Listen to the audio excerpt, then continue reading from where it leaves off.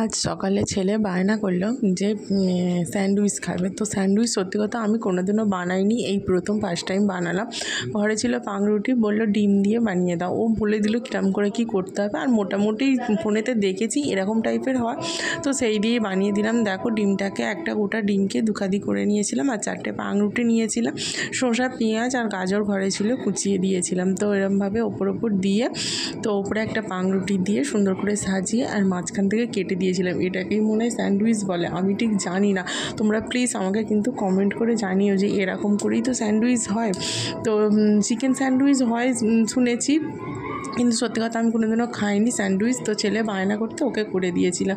তো কেমন হয়েছে তোমরা কিন্তু অবশ্যই আমাকে কমেন্টে জানিও। দেখো মাঝখান থেকে কেটে দিয়েছিলাম কোনাচেভাবে। তো বাবু খেয়ে তো বললো খুব ভালো হয়েছে খেতে। তো জানি না তো কেমন হয়েছে। আজকের এই মিনি ব্লগটা তোমাদের সঙ্গে শেয়ার করলাম, ভাবলাম যে না তোমাদের সঙ্গে শেয়ার করি, আমার প্রথম অভিজ্ঞতা, তো তোমাদের সঙ্গে সেটাই শেয়ার করলাম। তো কেমন হয়েছে সেটাই আমাকে কমেন্ট করে জানিও। আর তোমরা সবাই ভালো থেকো, সুস্থ থেকো, সাবধানে থেকো অবশ্যই। আর যেরকমভাবে আমার পাশে আছো আরও আমার পাশে থেকো।